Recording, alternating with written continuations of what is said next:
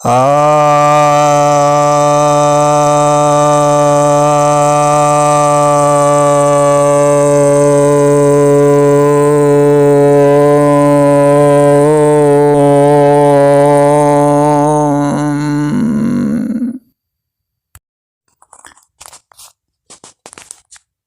एक बहुत छोटे विषय पर चर्चा करने जा रहा हूँ। यह विषय तो कैसे और कब उत्पन्न हुआ है तो बताया नहीं जा सकता। पहले विषय को मैं संक्षेप में थोड़ा बता दूं। कई लोग ऐसा सोचते हैं, कई जगह प्रचार भी होता है, कई जगह सत्संग प्रवचन में भी लोग कह रहे हैं, और वास्तुशास्त्र वाले तो कुछ ज़्यादा ही कह रहे हैं कि घर में महाभारत के युद्ध वाले दृश्य जिसमें भगवान कृष्ण रथ हाँक रहे हैं, अर्जुन बैठे हुए हैं, तो वे सब चित्र नहीं रखने चाहिए।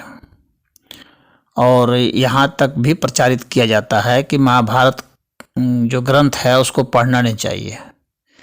अब इसके पीछे जो कारण बताते हैं वो ये बताते हैं कि इससे जो है घर में कलह बढ़ जाती है, कलह होना शुरू हो जाती है। तो यह जो है बिल्कुल ही बेतुकी बात है। पहली बात है कि क्या जिस घर में वो दृश्य नहीं लगाए जाते हैं तो उनके घर में क्या कलह नहीं होते? या जो महाभारत नहीं पढ़ रहे हैं क्या वे लोग झगड़ा नहीं कर रहे हैं? तो ये दोनों ही बातें तर्क के आधार पर बिल्कुल निराधार हैं। और दूसरी बात जो सबसे ज़्यादा महत्वपूर्ण है वह यह है, जो निश्चित हो जाएगी कि आप में कायरता का प्रवेश होना शुरू हो जाएगा। जब आप चित्र लगाने से डर रहे हैं, जब आप किसी ग्रंथ को पढ़ने से डर रहे हैं, तो आपसे वीरता भागने लगेगी। और मनुष्य को संघर्ष तो करना ही पड़ता है।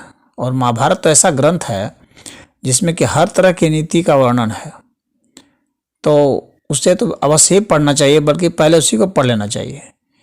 क्योंकि लोक और परलोक हर तरह के जिंदगी के विषय में वो आपको पारंगत कर देगा। वह ग्रंथ आपको परिपक्व बना देगा और आप व्यवहारिक हो जाएंगे। कल्पना लोक में जीने वाले प्राणी नहीं रह जाएंगे। आपको सुबह से शाम तक, रात्रि तक आप देखेंगे कि आपको हर समय संघर्ष करना पड़ रहा है, युद्ध करना पड़ रहा है। युद्ध से आप बच नहीं सकते। कभी आप अर्थ के लिए युद्ध कर रहे हैं, तो कभी अपने पद के लिए कर रहे हैं, कभी अपने ज्ञान अर्जन के लिए युद्ध कर रहे हैं, कभी आप अपने घर में कर रहे हैं, कभी घर के बाहर कर रहे हैं, कभी अड़ोस पड़ोस वालों से कर रहे हैं, कभी अपने मित्रों से भी झगड़ा कर रहे हैं। तो ये संघर्ष, युद्ध तो अनवरत चलता रहता है मनुष्य जब तक जीवित रहता है। यह जिंदगी की सच्चाई है। जिंदगी युद्ध में जीत जीत करके ही हासिल की जाती है। तो युद्ध से जो डरने वाले हैं वे जिंदगी की जंग बहुत जल्दी हार जाएंगे।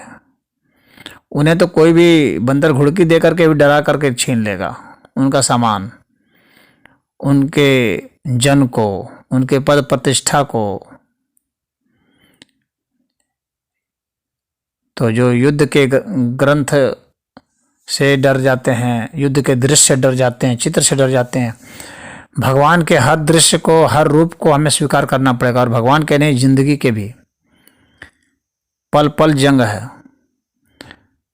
तो आपके भीतर में शौर्य आए, इसके लिए जरूरी है कि आपके पास युद्ध का चित्र हो।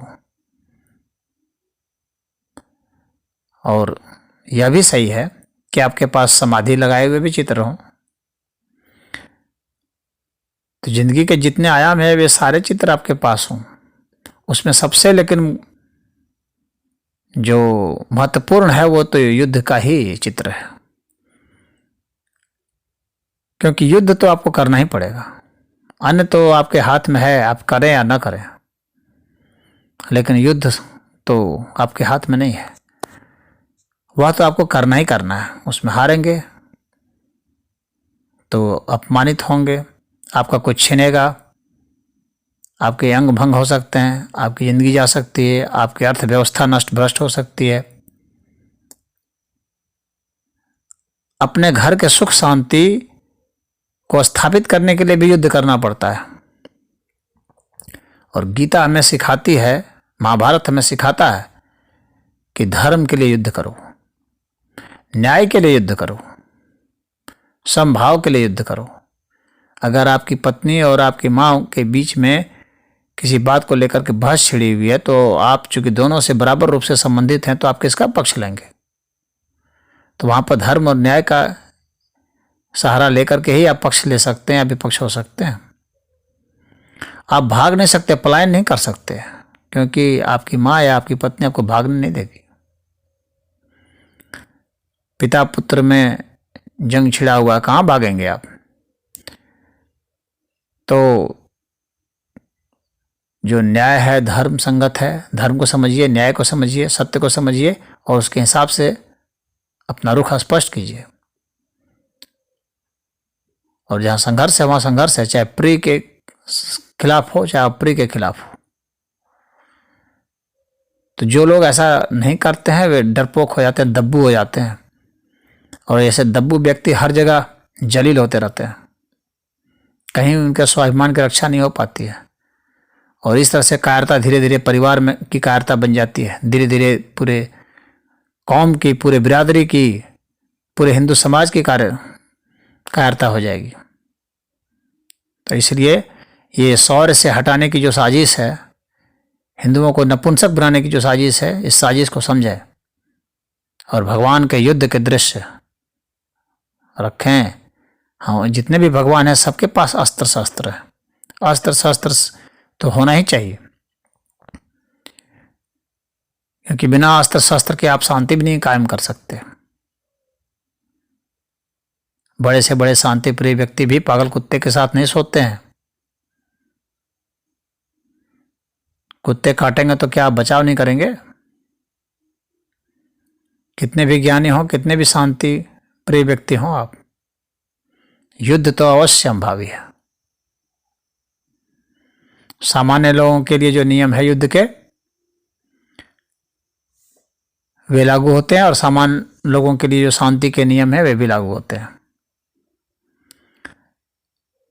सामान्य लोग अवस्था में सामान्य लोगों के लिए जो शांति के नियम है तो वहां पर वे चलेंगे, लेकिन असामान्य लोगों के लिए